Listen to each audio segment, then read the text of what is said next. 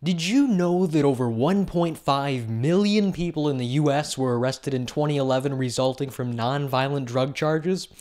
Did you know that in 2009, approximately 1 in every 99 adult was incarcerated in either federal, state, or local prisons?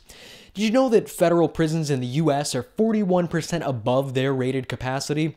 Or did you know that in 2010, an estimated 1.2 million violent crimes were committed in the US alone? You might have the impression that I just spat a myriad of arbitrary facts on your lap, but I assure you they're all connected.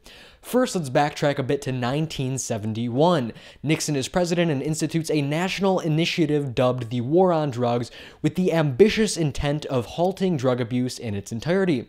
However, from the 70s until the early 90s, doctors still distributed medicinal marijuana to their patients under the investigational drug program, though it allegedly supplied no therapeutic effects to its patients. Now, flashback some additional 30-some years to the 1937 Marijuana Tax Act, where, if prescribed medicinally, a $1 tax was applied and placed per each ounce of marijuana purchased.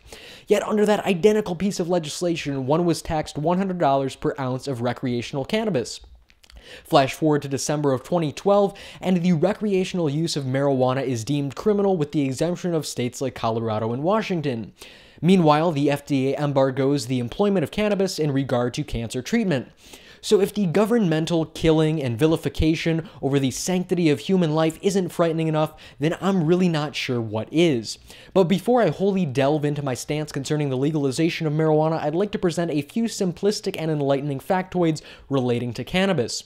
1. Since the advent of marijuana, 0 deaths have been reported globally as a direct result of recreational use. 2. Marijuana is a natural plant, and as rural utilitarianism suggests, if the greater good evoked from said situation outweighs unhappiness or evil, the action is acceptable. And 3. If marijuana alone was legalized on a national basis, it would alleviate U.S. taxpayers $6.7 billion annually by generating tax revenue from sales and halting the futile war on drugs campaign. Now, the chief argument that anti-cannabis legalization proponents herald is that there is no known medical use for marijuana. But if that's accurate, then how, according to the National Institute of Health's 2007 study, can cannabinoids trigger apoptosis in cancer cells and cure cancerous side effects?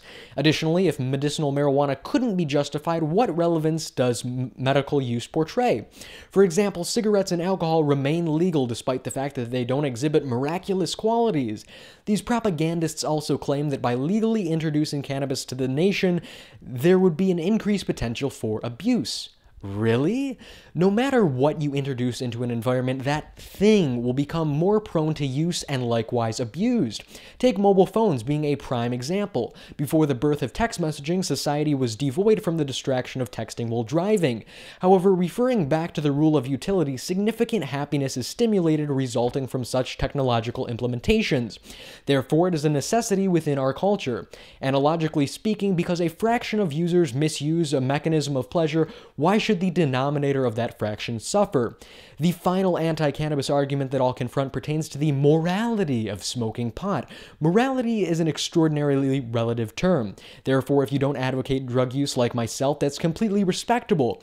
But just because someone doesn't champion a pleasure that one engages in, I feel it's utterly intolerant and ignorant to transgress their liberties of individualism.